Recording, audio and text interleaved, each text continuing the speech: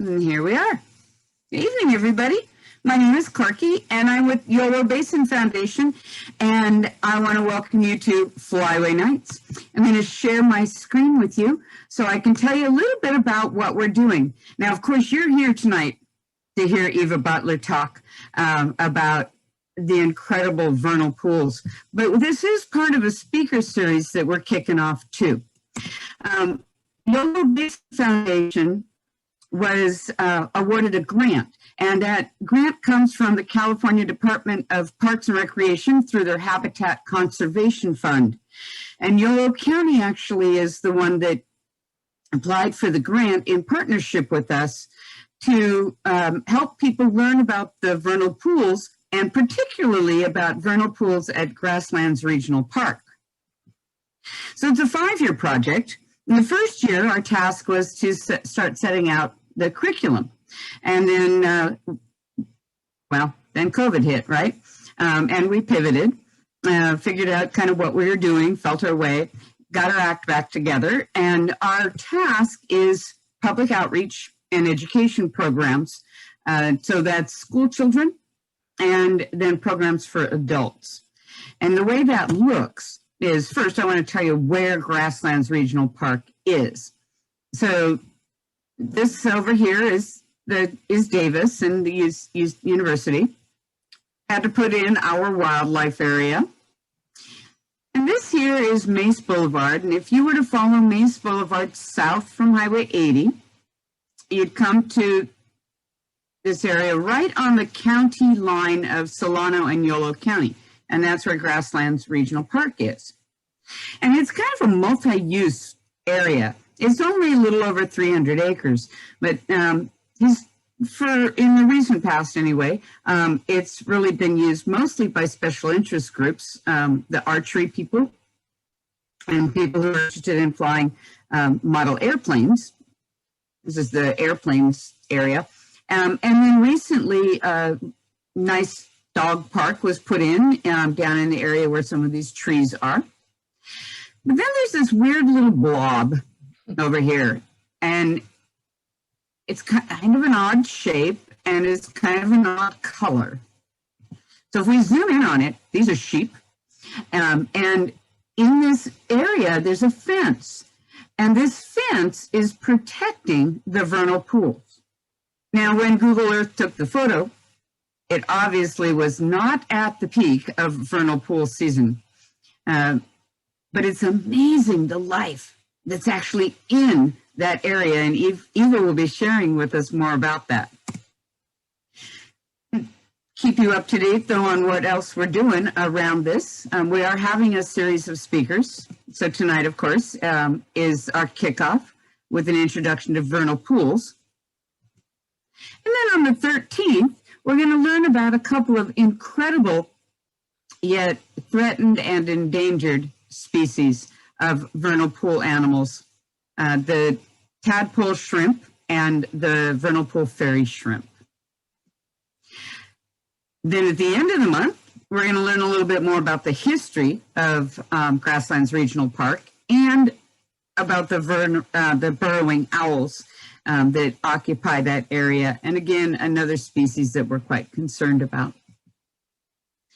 And our final speaker will be talking with us about the plants and the amazing flowers and beautiful flowers that are tied to the vernal pools.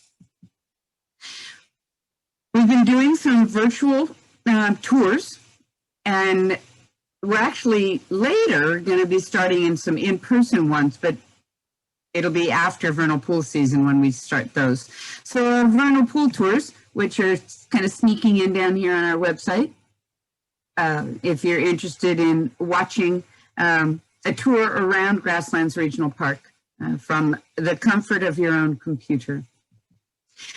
I also have to mention what we're doing with our school kids. So we're still doing our Discover the Flyway program, and we've added this activity.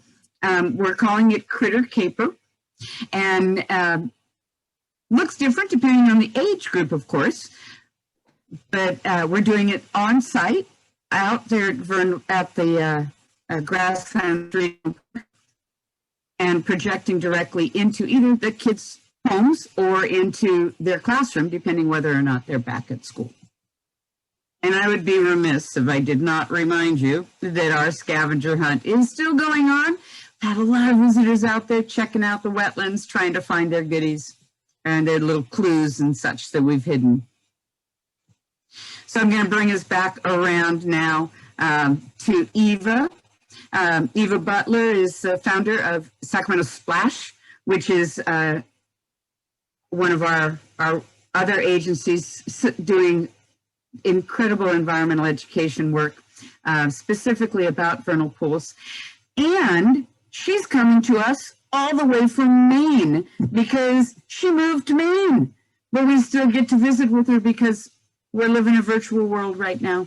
So I'm going to take myself down and I am going to switch the spotlight over to Eva and give you the screen. Thanks for joining us tonight. Well, hi, everybody. I have to say this is the first presentation I've ever done in sweatpants and slippers. So I hope you're as comfortable as I am in our COVID world. I'm just delighted to be here today to talk about vernal pools and sort of kick off this series. I think, you know, we could spend a week talking about just the cool things that I've become aware of, but I'm going to try to boil this down to kind of a general talk about vernal pools and kind of get you excited about what's to come in the weeks ahead with the other speakers. So I think just say a couple of things that are kind of cracking me up right now, because it turns out when I grew up in Massachusetts, there were the woods behind my house that my grandparents owned was full of these little ponds. And we used to go down there and catch frogs and salamanders, and then we'd skate on the ponds in the winter. And I went 3,000 miles away and settled in California when I discovered what a vernal pool was.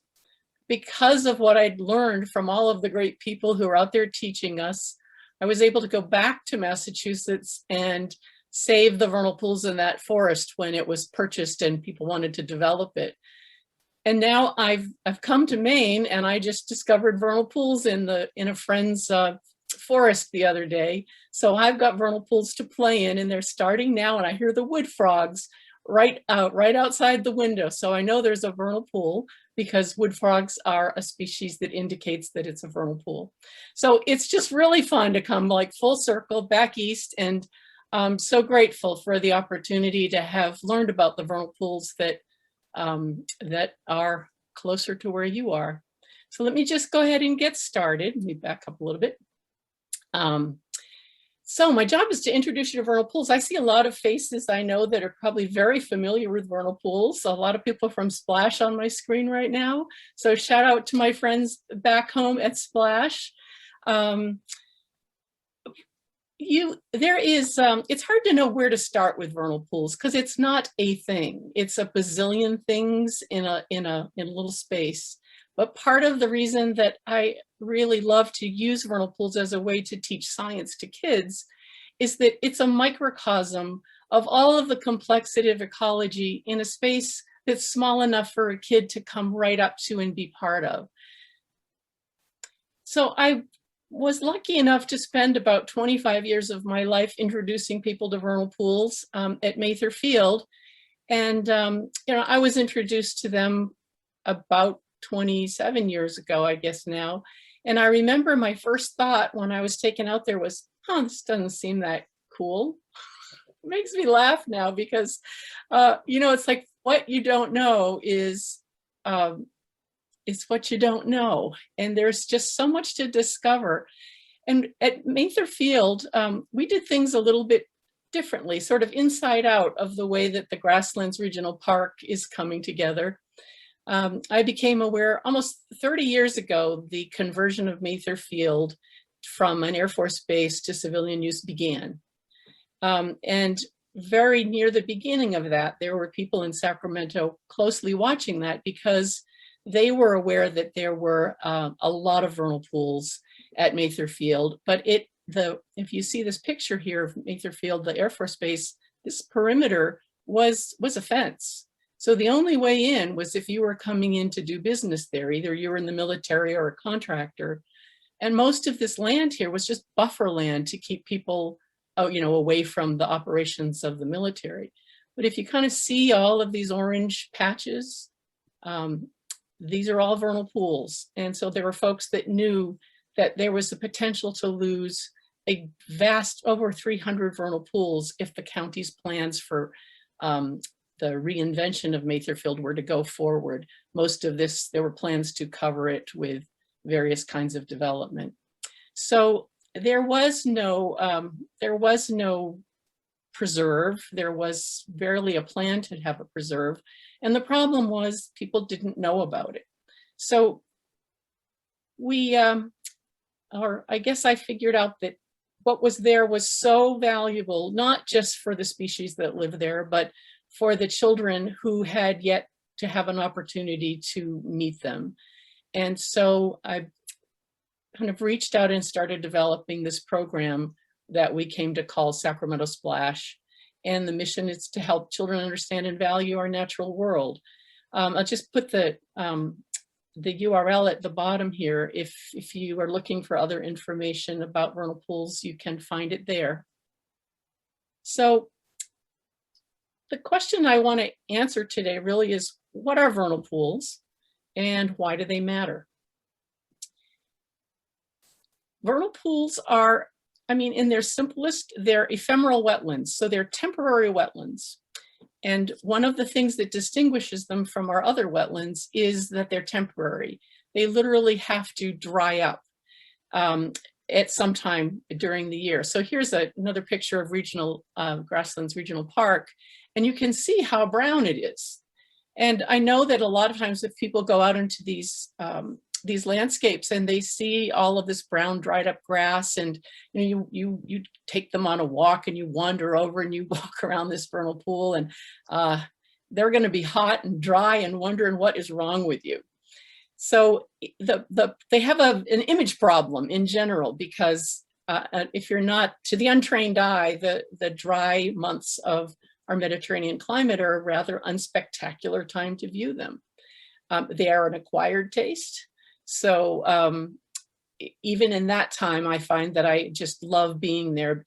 There is less going on, but it's really fascinating to me that a habitat that's as intricate and ecologically diverse as this never really rests.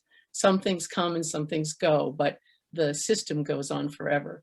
So here, so why do we care about, there's 3 vernal pools fenced off here? What's the big deal? Why are we wanting to bring people to learn about them?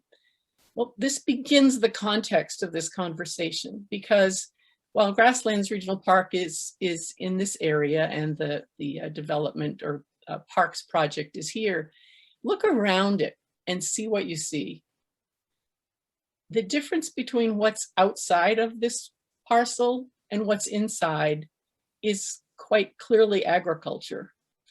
There will be grazing on this pasture, as you saw with the sheep, but everything else around it is parceled up and growing some kind of crop. So the why part about why do vernal pools matter and why are we involved in their conservation and education, let's just kind of back off a little bit and take a look at what was vernal pool habitat.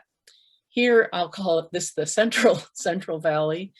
If you look, Sacramento and its urbanization, its sprawl is all here. And to the left, north and south and west, you see there's just a tremendous amount of conversion from the habitat of 100, 200 years ago to full-on agriculture. If you imagine that this area between the Coast Range on the west and the Sierra on the right was primarily rivers, vernal pool grasslands, and forested woodlands around where the water was, you get a sense for how many vernal pools were once here. This was vernal pooldom.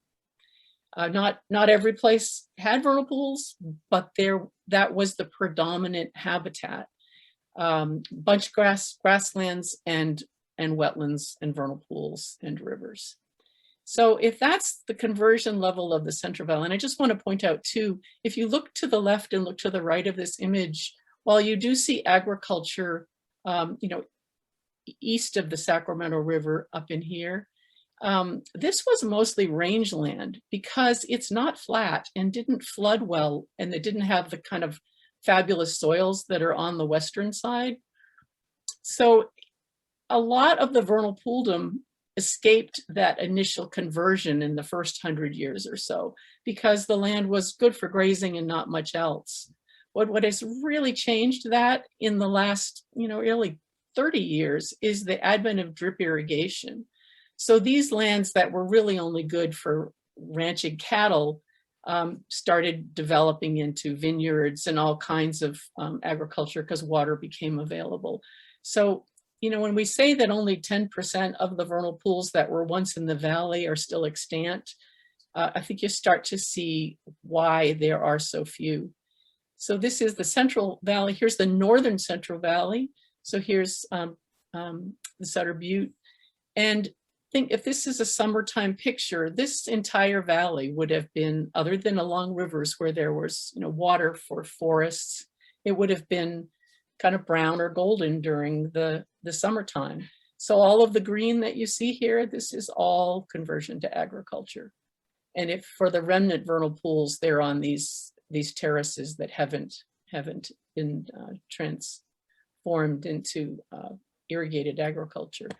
And also, so down from the south, if this is Sacramento here, we see this same phenomenon of green, all this green agriculture right up to the foot of the Coast Range. And what vernal pools are left are kind of scattered in here. And around Merced, this is the last biggest, best bunch of vernal pools in the state of California. And there is ranching still there, but there's more development coming. So in terms of, why do we worry about a few vernal pools? It really is that there just are so few.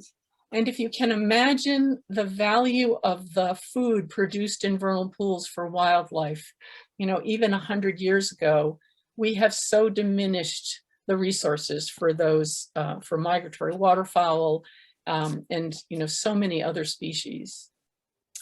So let's just talk about vernal pools and what is a vernal pool? At its minimum, you have to inundate it. It has a wet phase. The size and shape of the vernal pools can vary tremendously from very small, like the size of your kitchen, to very large, several acres. But they need to fill with water at some point during the rainy season. And here in California, we have a Mediterranean climate, which I used to say was one of the things that was necessary for vernal pools. So I kind of woke up to the fact that we have very functional vernal pools in the east. They're in the middle of forests, and we don't have a Mediterranean climate, but we do have a lot of rainfall and snow and ice in the wintertime. So a wet phase and a dry phase. These are the two endpoints of a vernal pool. The extremes of flood and drought are what allow the species that live here to persist. If you put water into a vernal pool during the dry phase, like say runoff from a ball field or something like that, in a fairly short time, a number of maybe a few years, you will start to see the species that live in there shift from vernal pool endemic species to wetland species. It is the drought that keeps those other species out and allows this habitat to persist for the things that live in it. Now, not all places have a flower phase, but we typically, certainly in Sacramento Valley, we go from the wet phase that dries down. The flowers are germinating in the bottom of the wet pools, and as soon as the pools are dry, the blooms start coming on. This is, again, a very ephemeral phenomenon. It can take sometimes just a few weeks to a few months of flowering, and some vernal pools don't really flower up like this. And this is true of the pools that are at the Grasslands Regional Park. They do not have this sort of exuberant flowering thing happening. And we'll get into the reasons for that in a little bit. The vernal pools in California are not unique in that there are vernal pools throughout the world that have some of these species of animals and some similar kinds of plants. But the way we get these very significant flower displays is pretty unique to where we live. There aren't a lot of other places in the world where you can see this happening. But they aren't all the same. The reason they flood and flower is not all the same. In the valley, we have, especially on the west side of the valley, we have deep sediment soils. We have clay pans that are underlying the vernal pools. But up at Table Mountain, up in Oroville, as long as you have an impermeable kind of surface and substrate where water can perch, you can have a vernal pool. So this is at Table Mountain. It's a volcanic formation. Up at the Sacramento National Wildlife Refuge, you have other clay pan pools. And if you get down by Merced, you get to see these vast expanses of vernal pools without a lot of fences, without a lot of buildings. This ranch here, the Flying M Ranch, is now something like 30,000 acres of vernal pools. And it's adjacent to other ranches of similar size. So you can kind of see there what Native Americans would have seen. They wouldn't have seen cattle. Cattle graze on this particular property. But I did want you to kind of notice the little humps and lumps there in the vernal pool prairie, because those lumps are a very typical part of vernal pools. Those are called Mema Mounds, M-I-M-A, Mema, for some mounds that are in Mema, Washington, I guess, that look similar. But this is taken from, I think David Rosen took this photo actually. And speaking of, I want to give credit for a lot of these photos to David. Most of the images I have of vernal pools wouldn't exist if it weren't for David Rosen. So thank you very much for your generosity in allowing me to use these, David. So let's talk about what does it take? What's a recipe for a vernal pool? Let's just say you want to start mixing one up, because as we've seen, there aren't a lot left. So why don't we just make some? So you need 3 basic ingredients. You need the right hydrology. You need the right geology, or the underlying rock, soil, and you need the right biology. And the biology piece of this, I think, is really important, because you can have ponds of water.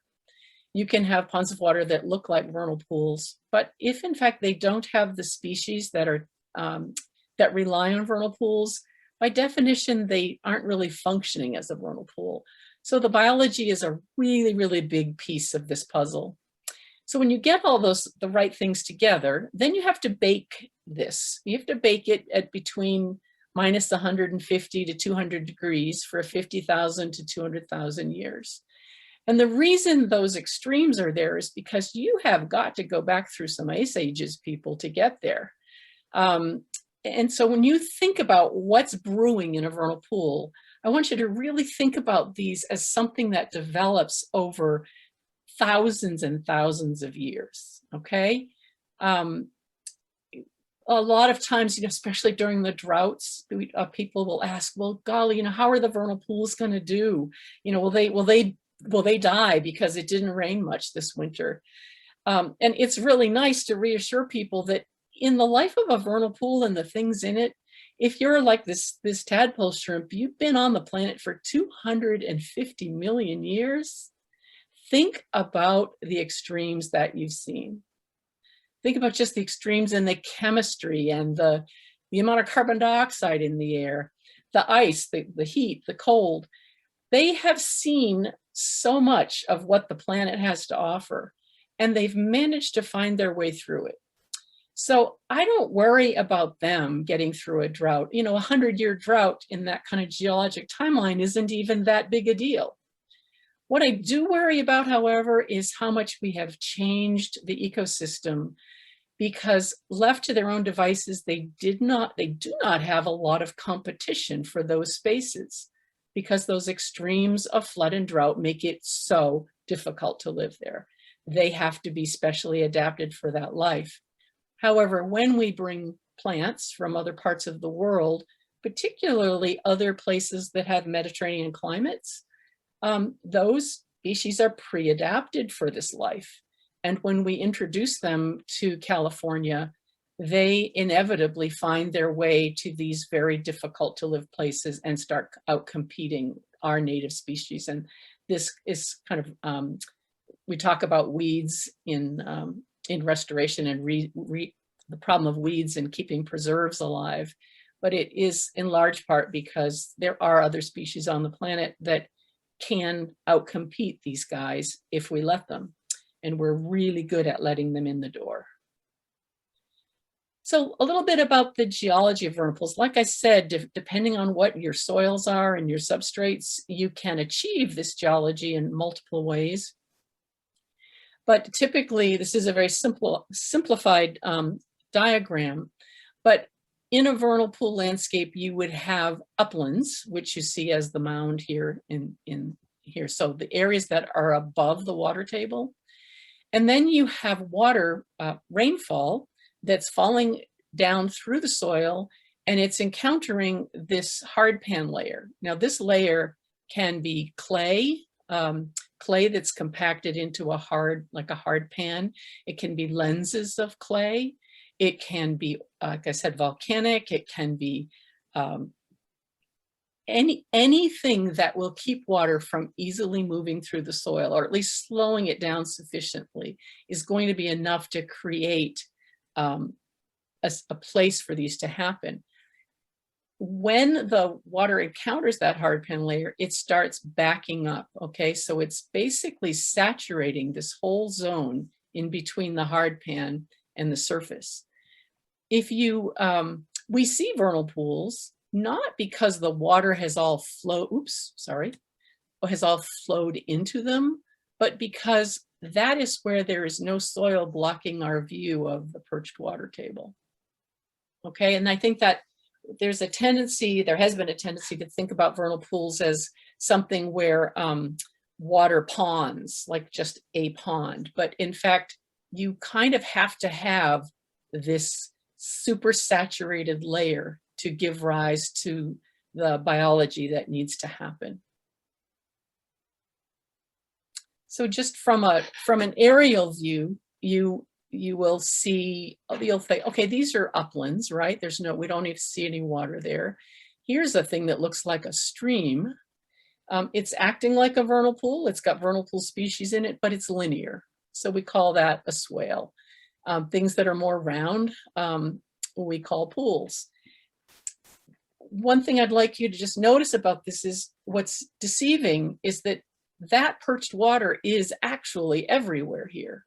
So when that Yahoo in his four-wheel drive truck comes down, roaring down this road and decides to go for a little spin, that's the reason that they end up to their axle in mud, is that this is really just a glorified mud pie.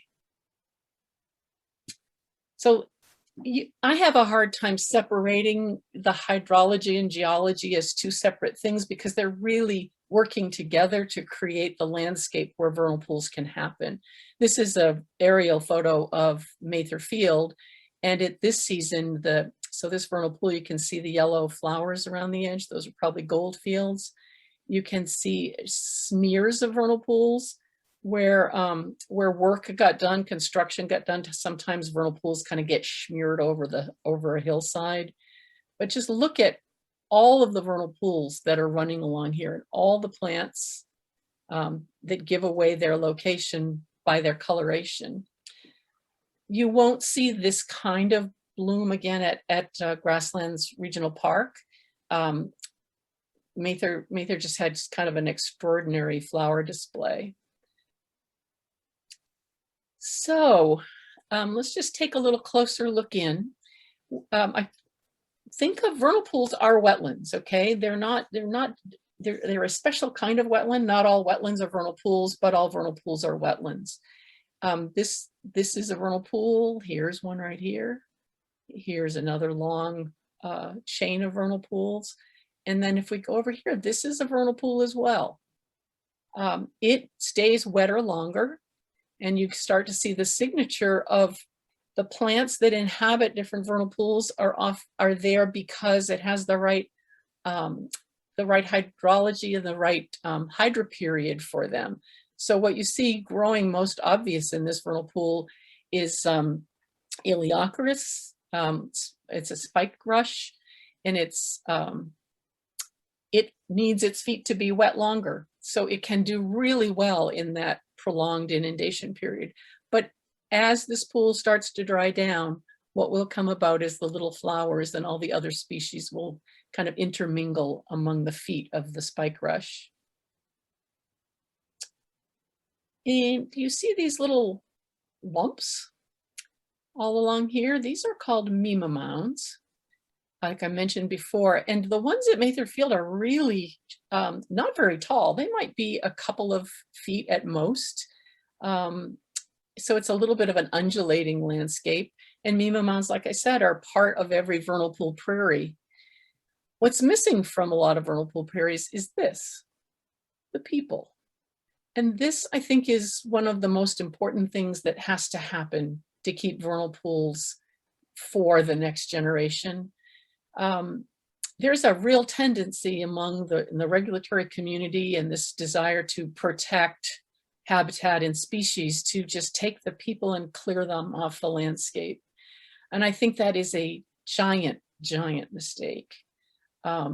After 25 years of leading tours at Matherfield, I have seen I can't see an impact from those people being there. But you take the people off and you put a fence up, and pretty soon, there's a lot of weeds growing there, and nobody can really watch over it, and nobody's coming to love it and be in it.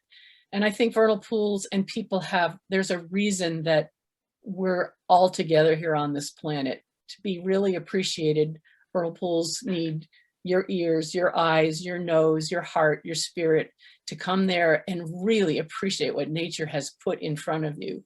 It is a banquet for all of your senses.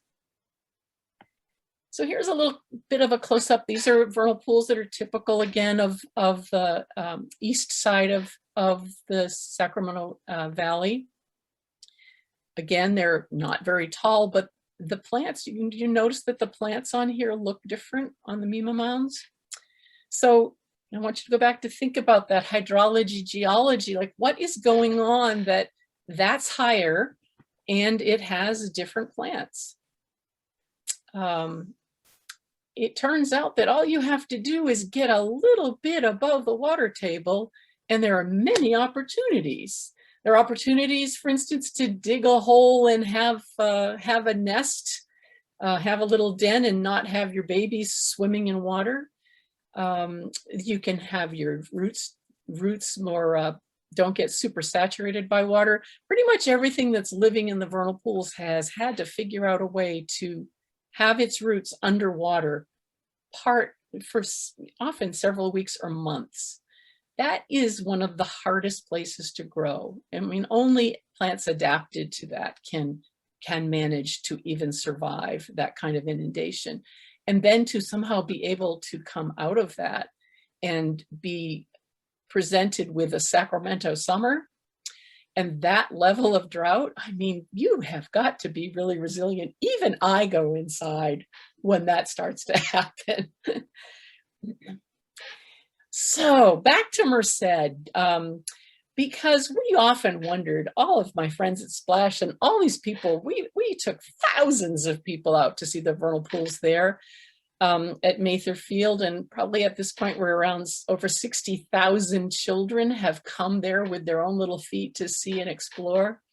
And we would see these lumps and the humps in the Mema Mounds and go, well, what are those from? We came up with people have come up with various ideas, right? It just begs for an explanation. And the one that, to me, I think resolves the question of how did those get there has to do with we're going to go back from the hydrology and geology to the biology, because this little guy down here in the right-hand corner is a Boda's pocket gopher. Now, pocket gophers are definitely part of the landscape in vernal pool prairies. We have lots of them at Mather, that and little voles. But it turns out that some bright lady at UC Merced decided that she wanted to figure out, is it possible that the pocket gophers really made those humps? And if they did, how did that happen? So she modeled the behavior of an individual pocket gopher. You know, what is it like to do? What is it trying to do? Why does it do what it does? And it turns out pocket gophers want to be underground, right? They live underground. Imagine being a pocket gopher in a prairie that's super saturated with water. So the space between that hard pan layer and the surface is where you live. You remember that hard pan layer, the one that restricts the flow of water? So you're basically have signed up to live in a pancake of water and soil. So what they want to do is with they have very powerful digging claws, and there are some really cool images actually on the internet of pocket gophers burrowing, and they go down into the ground and they dig some soil, and then they push it up out of a hole against their chest with their feet, and they mound the soil to create a little bit of elevation just to get a little above that water table. And as they do this over thousands of years, and their pocket gopher friends do it, when you model that, what the computer shows you is the landforms that result from that are these mounds. So it's not a gopher making the mound, it's the collective activity and intention of all the pocket gophers over all the years, making a landscape that works better for pocket gophers. And all the other species that go along for the ride get the benefit of their rototilling. I think that the pocket gophers are really like the little farmers of the vernal pool prairie. And they have, you know, there are other rodents, the little voles that we have out there, lots and lots of voles that use these tunnels that the pocket gophers have made. Voles are really small and they don't want to bother to make this, you know, major infrastructure investment. And so they are able to just use the tunnels that the pocket gophers create. And in this way, one species after another creates habitat for the next. So like I said, you know, vernal pools they are kind of defined in many ways by their biology, by the things that live in them. And biology is the study of life. I have yet to encounter a place where there is more to investigate and explore and discover, and more to humble you with the recognition of how infinitesimally small our knowledge and understanding is of a system this tidy. It seems like we could figure. I remember sitting in the hot tub with my ex-husband one night, and, you know, I was bummed out about the state of the world and vernal pools. And he said, you know, I don't understand. He was a biochemist. Why you just can't make them? You know, in the hot tub, you're feeling rather vulnerable anyway, right? And I thought maybe it wasn't a good time for a real all-out fight about how stupid this was. But I was aware that in my training as an ecologist, I had the benefit of understanding the complexity and how unknowable that complexity seems to be. And when you layer one thing, a living thing on top of another, on top of geology, biology, and hydrology, and everything else that affects it, it's really obvious to me why there is no way that you can make these in a very reliable way, maybe a reasonable facsimile of them, but not creating them. And people are trying and they're doing their best, but it defies my understanding how we could ever imagine creating or recreating something as complex as this. So let's go back to the wet phase and start talking a little bit about what's going on in that water. You know, most people, I think most adults that don't know better would go up to the edge of a vernal pool and just go, oh, here's a puddle. But these little kids have been studying the dozens and dozens of creatures of the many more that are there. And when they get to the edge of that vernal pool, each of them is looking for that species they've been studying in the classroom. And what they find is that each one of those lives has a story unto itself. And when they get to see that living thing happening that seems to be absolutely oblivious to your existence, and yet they are in there doing this dance in a big hurry to emerge from their whatever dormant state they had, whatever egg has been laid, whatever cyst or seed has started, and the alarm bell is off. The alarm is off. It's time to take advantage of that water while it's there, and your job as a species is to make the next generation. That means you've got to find a space to do it. You've got to find food and the energy to make your body do what it needs to do to leave the next generation behind. And it just thrills me to see this next generation of kids watching those generations emerge right before their eyes. So the intensity of the vernal pools is all about microlife.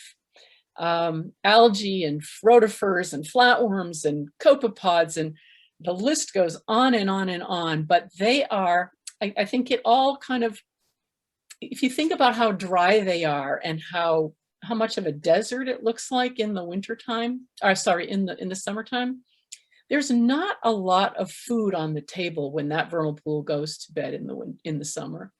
There's some little bits of plants, and there's not much else. So there's a little bit of, I just think of as oatmeal. There's a little oatmeal in the bottom that somebody can wake up and start eating, and then there's the algae. So algae is one of the first things that really starts being the power plant for bringing energy into the vernal pool. And once that and the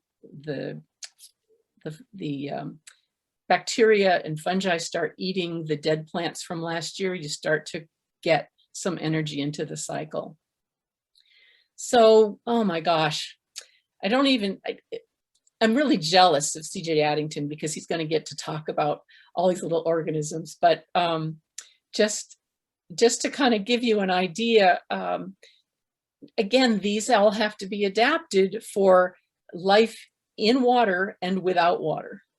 So everything has to have a way to get through the drought part and come back and be there the following winter when the rains return. And their strategies are varied, and I'll let CJ do that. But all of them have these adaptations, and I think the adaptations kind of speak to the difficulty of life and how mercurial it is. The conditions that are optimal aren't always there, and yet the demand that they either return the next year or leave something behind that can return when conditions are suitable for that organism. If you look at the bottom right, this water flea, you can see this little, has a little saddle on the back. That is the next generation that it's going to leave behind, because each of these water fleas is parthenogenic, and they're just giving rise to identical sisters of themselves. But these guys don't survive the winter well. They need this ephippia. I never get it right, to make that journey into the subsequent years.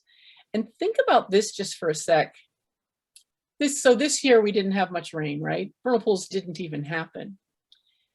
When an organism is thinking about survival in a vernal pool, they have to be thinking in years and decades not in months or a single year. So these mechanisms for coming back need to persist for multiple years until conditions are right. The species don't persist alone. They are in association and community with many other plants and many other animals. So when life isn't good for one, it can get difficult for another. The burrowing owls that you'll hear about later on in this series are a really great example of this kind of species dependency. They do not dig their own burrows, but the California ground squirrel does. So the ground squirrels get into an area and dig all of their burrows, and then the burrowing owls can come in, use those as their habitat. So one vernal pool next to another, that we used to say that no two vernal pools are botanically alike. They don't have the same flowers. They're really different from one another, and they don't have the same organisms. And how is it that you could have two vernal pools that actually share water? There's a swale that connects them. Maybe there's a whole series of vernal pools that are connected.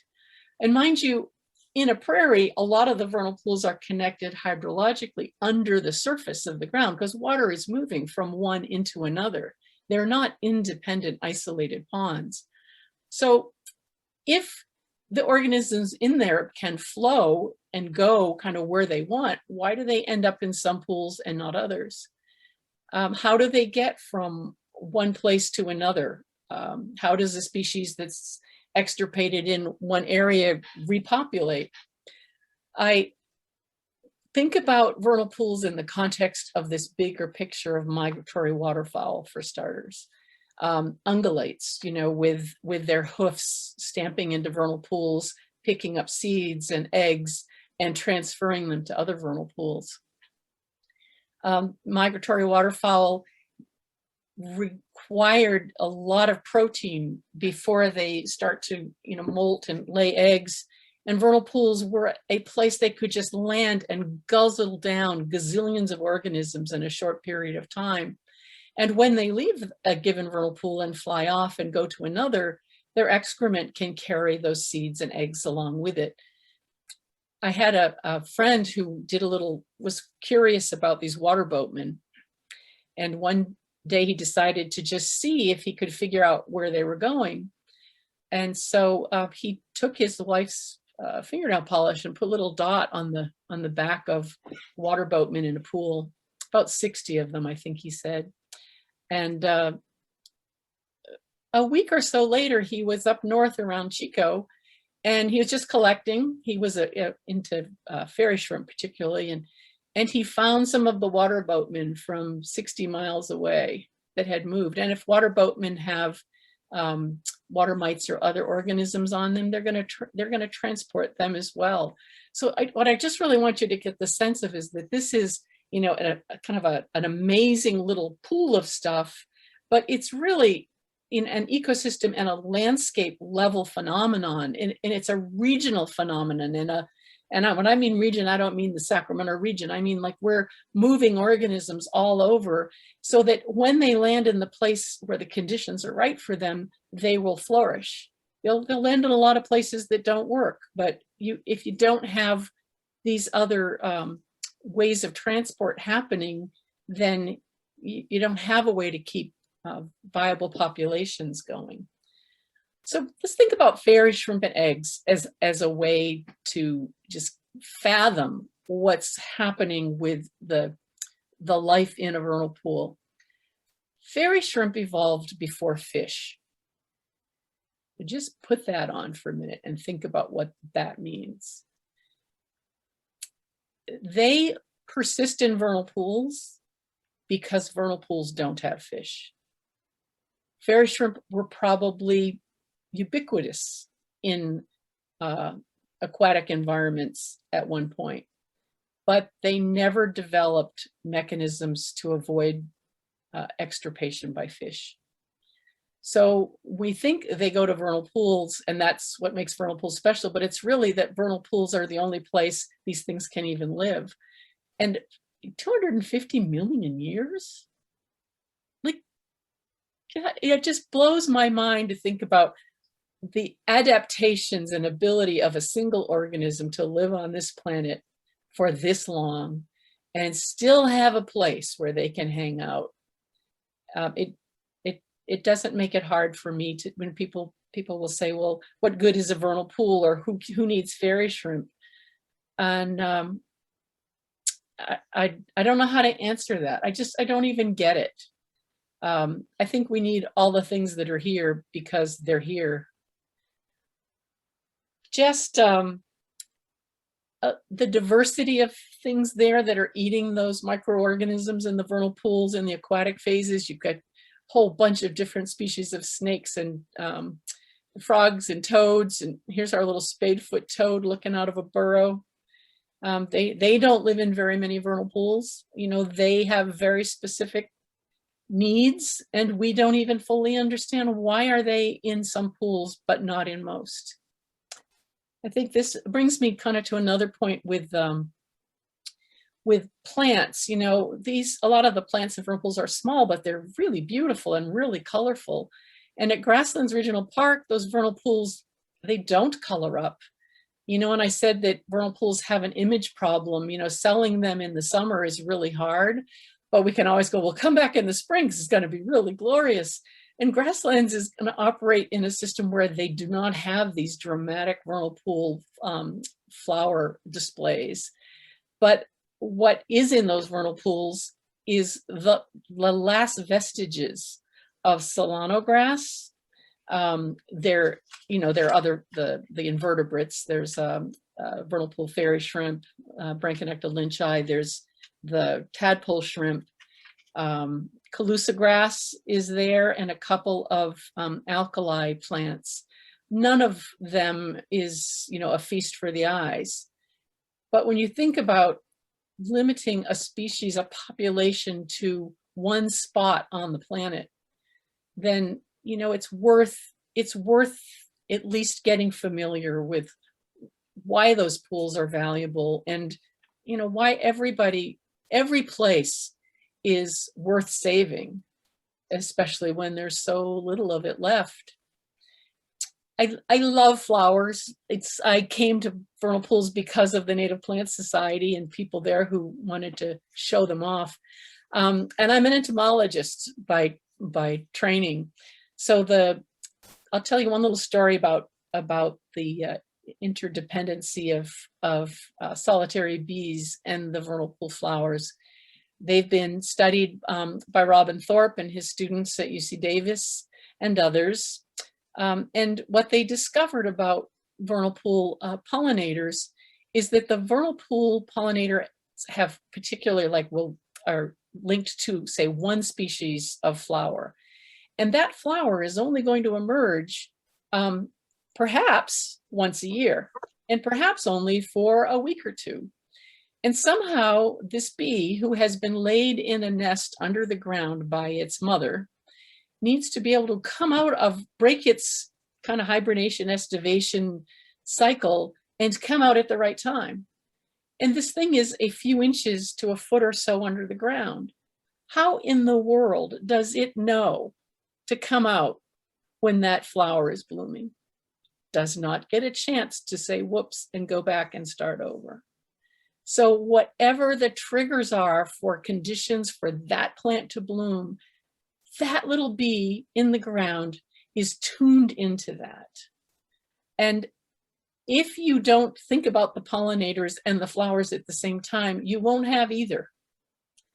So I think, you know, when we look at these tiny little plants, most of which aren't even 6 inches high, but when you start observing them and seeing how many other species are relying on them for pollen, for their young, for seeds, for birds, for, you know, so many plants, you know, are the energy engines of a system. And in a vernal pool, they really are, this flush of flowers is what makes the rest of life happen for many of the species that are going to be there during the summertime. You know, I won't I won't get into the names of this. I just want to show you some examples of some of the flowers that that come about. These are goldfields and field owl's clover, and the little purple one here is one of the in the lobelia family. It's a down ninja. When botanists have studied the DNA of these flowers, talk about that hydro period and the inundation. The genes of the goldfields here toward the deeper, wetter part of the pool turn out to be different along a gradient from the goldfields at the higher edges of the pool. That imagine how many years of selection it takes for one little plant to stratify itself across the hydrologic gradient of a vernal pool. And then tell me how you can make one. Just some of my favorites, the sweet perfume on the southwest wind of white-tipped owls, white-tipped clover. Oh my gosh, in a little purple down ninja down there, and popcorn flowers. And here's our field owl's clover, goldfields. Oh, and Mema Mounds. We talk about those big mounds in the prairie, but there are little mounds in the vernal pools. And they are the little mounds that happen when a pocket gopher finally gets to go under the vernal pool and come up and eat the things that have been there for millennia. And I love looking at the floor of a vernal pool and seeing the little gopher mounds from last year, and seeing that this tricolored monkey flower and the down ninja particularly, they gravitate to those like micro mounds in the bottom. Imagine like knowing that life is going to be better for you if you can just do it on a gopher turning. I'll never get tired of them. And so many other pollinators, these look-alike little syrphid flies that look like bees, these longhorn moths. Look at the antennae on these things. These breed on an owl's clover. And we had an entomologist out at Mather just a few years ago. Nobody had ever found the larvae on the plants before. That is how little we know about this. I don't know if anybody even knows what this little beetle is. 50% of the species that live in vernal pools haven't been named yet. And we ask, what good are they? And that dry phase that inevitably comes, look at, here's some doveweed. Just the seeds from this plant will provide food for little birds that are going to be bopping around in this prairie throughout the summer. You can see the pool on the left. This is a pool that is deep and doesn't get a big flush of flowers. But look at the remnants of the vernal pool life from the aquatic or wet phase. These are all clam shrimp. And, I know we talk about fairy shrimp and tadpole shrimp like these are like the only species that matter because they're endangered. But, when 50% of the other things living in there, you don't know the names of, how in the world do you know if they're endangered? Here are some clam shrimp. These are the guys that leave these shells behind. Lots of little aquatic snails. And I remember that poem that Maya Angelou read at, I think it was President Clinton's inauguration. And I remember she said they left dried tokens of their sojourn here. And every time I go to a dry vernal pool and I see these bits of things behind, I think of that poem and how, there's just little bits to remind you of a whole nother phase of life that was happening. And all of those things, all of those seeds, give rise to a food source for western meadowlarks and a lot of other ground birds. The richness of this, I think, is immeasurable. And I'm delighted for those of you who have had a chance to explore vernal pools somewhere. And those of you who have yet to do it, I just invite you to get out there, take advantage of tours that are happening and the people that are happy to explore and share this beautiful place with you, because it needs to persist, if not just for these species, it definitely needs to be there for these guys. There's something about a fifth grader. It's like the no BS stage of life, I think. They don't need to be out there for very long before they have this sense of what is a vernal pool and why does it matter? It matters because it is. And it's just been such a delight for me to be able to see that many children come alive in a place that is so alive and waiting for you. So I hope everybody gets out there the next time vernal pools really do their thing. We'll keep our fingers crossed. But thank you for taking the time to be here tonight, and I hope you enjoy the presentations that are coming. Thanks, Eva. We do have some questions that have come in, and I'm going to guess that other people probably have some too. Let me scroll back. You did a great job of keeping us all in suspense around those Mema Mounds. Man, the Mema Mounds, people over and over. What are they? What are they? Oh, isn't that the coolest thing though? Yeah. Okay, so here's one of the questions. There's a mosquito larva shown in one of your pictures. I'm interested in knowing the extent to which mosquito larvae are found in the Matherfield vernal pools. I recall that mosquitoes are not usually a problem in healthy vernal pools per some research. Can you speak about that in your experience? Yes. Oh, I love this question.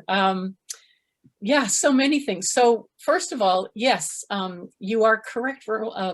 Mosquitoes are typically not a predominant species. They occur occasionally.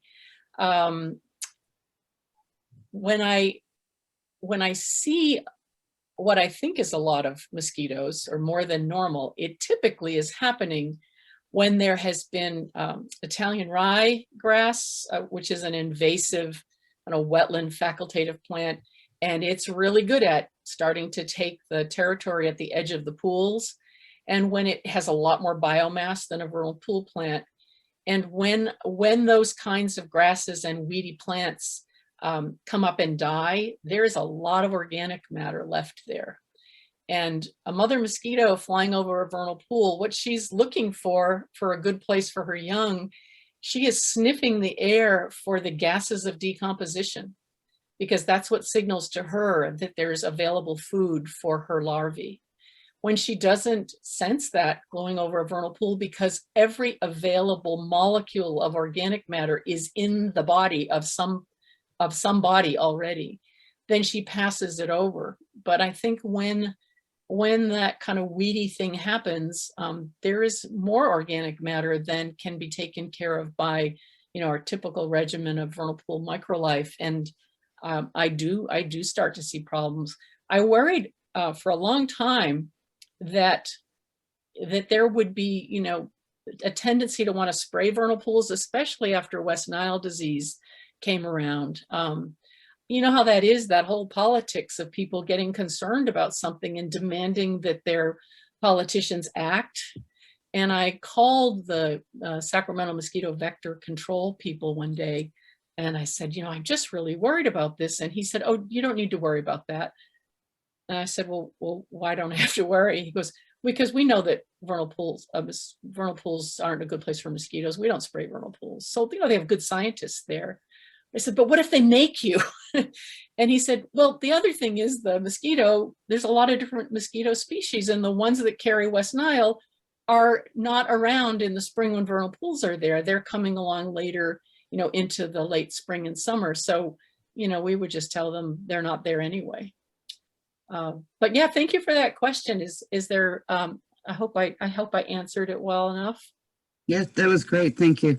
How do the crustaceans survive through the dry phase and make it to the next wet phase? Practice.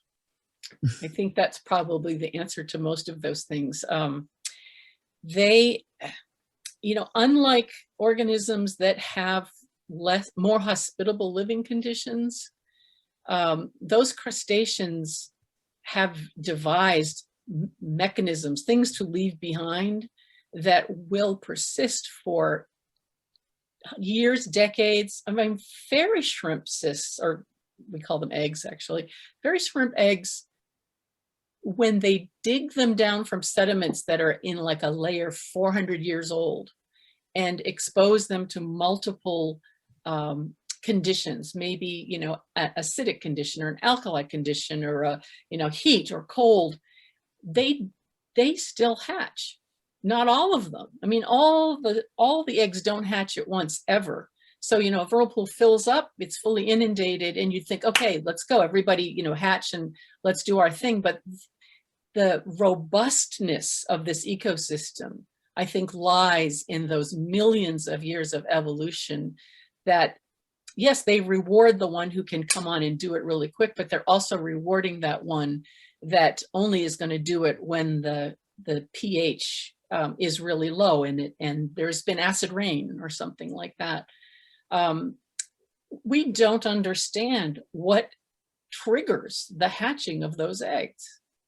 We just really, I mean, I think people, again, there's not enough research on a lot of these things, but they have sent fairy shrimp eggs up into space and they've returned and been hatchable. So I think it's a mystery. That's the honest answer, is it's a mystery how they have managed to do this. In so many species in so many different ways have evolved adaptations that let them persist in such a difficult place. This is a more of a comment, but you might want to comment to it, is there have been fairy shrimp species existing in high Sierra lakes. They were surveyed before trout were stocked in the lakes, but then disappeared. Now that some of the lakes have reverted to fishless, the fairy shrimp have become evident again. Oh, let's hear it for the birds dropping those eggs, huh? Yeah, again, isn't that interesting just to reflect on, well, not just the things we do, but the changes that happen. A system will tolerate change and perturbations, but it has to have a way to recover. And that recovery is so dependent on other species being available to serve that transportation role, for instance. You know, it's why when it really bothers me when we think about protecting habitat because of a few species. Those species are important, certainly, because they are so limited in their range or in their, you know, their distribution or their numbers, but they are so reliant on so many other species. How dare we do conservation on a species by species basis when we know that it's the system, stupid, right? But that's really cool. I had not heard that about the fairy shrimp there. Thank you for sharing that tonight. So do pocket gophers do any damage to vernal pool plants, eat roots or via their tunnels, as gophers can do to backyard gardens? I would say it's all in the definition. Damage, you know, in a natural system where everything is food for something else, and the system is robust enough to address the needs of everybody, and there's controls, right? There's a balance. Yes, everything is killing or eating something else, not just pocket gophers. They are constantly burrowing under vernal pools and you know, eating bulbs. In fact, one of the things that I find so interesting about our definitions of, you know, damage. So think about this for a second. You've got a pocket gopher merrily digging along, comes under around the edge of a vernal pool, and there are the bulbs of vernal pool brodea, which is not in every pool. It's kind of a lovely thing when you find it. So they're eating the bulbs, right? So we think, well, that's not good for the bulbs. But it turns out there were scientists looking at the question of when the Native Americans were digging those same bulbs for food, what happens to the population of that plant? So they did some experiments where they dug with sticks the way Native people would have, and they measured the recruitment of new plants next year from those bulbs. And what they found, I like to say, is that people are doing the same job of gophers as far as that rhodea is concerned. The mother bulb is sitting there surrounded by her little bulblets who are, you know, now kind of competing with each other. Here comes the pocket gopher. Maybe he grabs the biggest bulb because it's the juiciest and rearranges all the little ones, tossing them to and fro, throwing them up to the surface with the soil. And we walk along with the kids and we see a gopher turning. And we'd look at it and come to find out that gopher turning, that little mound of soft, puffy, aerated soil now sitting on the surface, is covered with little germinating brodea bulbs and little, you know, these little like bulblet. They need to come up from underground and get sun and get away from the competition. So the pocket gopher is actually helping that plant persist. Native Americans were helping that plant persist. But again, they're doing it in a balanced way, not taking it all. And that interplay between the species is really what keeps the cycles going. So yeah, I appreciate that thought. I think it's really important for us to think about our definitions of, you know, when is taking something from another species. Who is to say what is good or bad, grasshopper, right? Mm-hmm. Is there anything we need to do to prevent harming vernal pools when we explore them? That's a great question, and I wish I knew the entire answer. So my approach, and I think what we've kind of tried to do at Splash, is to take into account that if you're in a place where many people come, our goal is to leave it looking as though no one was there before you. So how do you do that? You don't walk single file like cows and crush everything in a path. You spread out your impact by moving more like a flock of sheep. So when we have a group of kids, we don't stand in single file, and we kind of spread out and explore. And as a result, you know, we can have a part of the prairie that, I mean, no exaggeration, 1,000 people have visited over the course of a couple of months. And it's hard to see where they went. But if a group, maybe a school group, a college professor takes their students out there and they walk single file, we'll be able to see that line in the prairie for the rest of the season. We discourage people from picking flowers. We usually pick one and share it. We don't walk into the pools because it crushes everything and makes it look like, honestly, I have a hard time because when we talk about cattle grazing in there, and I go to prairies that are cattle grazed, and you know, the whole discussion about the need for cattle eating the grasses off, et cetera, et cetera. We allow preserves to be grazed by cattle that are sinking inches deep into the muck, leaving pockmarks all over the place. And I have a hard time hyper managing people on a prairie, because if we're going to say that cattle are good for prairies, what is a human foot going to do that a cow can't do 1,000 times worse?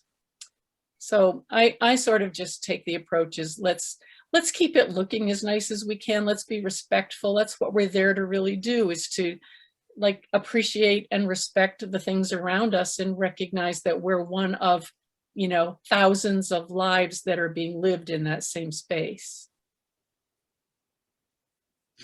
There's a question about whether you mentioned eggs persisting. Is the question, do the eggs persist year over year? I'm not sure. I think an autocorrect got in the middle of the sentence. I So think not I'll probably exactly just sure what the question was. refer back to my response to the one about how do they make it through. Yes, yes, possibly. And actually, the last question was, I think you may have also answered, which is your opinion about the interaction of livestock grazing the vernal pools and the surrounding grassland matrix. As you can see, well, when you go out to Grasslands Regional Park, you're going to see that those pools have had cattle and sheep, whomever is out there, excluded. And in ranch land that's been grazed for 100 years or 200 years, when the cattle come off, the invasive non-native grasses take over, and they pretty much suppress, I would say in the uplands, they suppress a lot of things. In the vernal pools, it used to be that there weren't a lot of grasses that would creep into the vernal pools and overwhelm them. But I have to say that I think Italian rye is perfectly capable of destroying vernal pools, and I've seen it happen at Mather over and over again.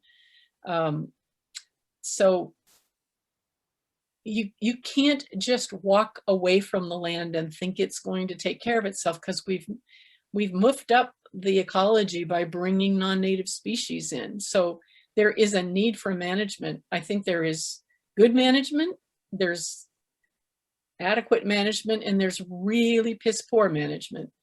And there has to be, I think we need to expect from and demand from, the agencies that are tasked with this, we need to be looking over their shoulders, and we need to be watching what management is happening and allowing scientists to pay attention to it and comment on it and have a much more robust conversation about what's happening. Because where it's being done well, there are great examples that can be emulated, and where it's being done poorly, I mean, there are not that many years you can do it badly before there's no coming back from that. So I don't, I am, every piece of land needs something different, but it definitely needs active management and informed, scientifically based management.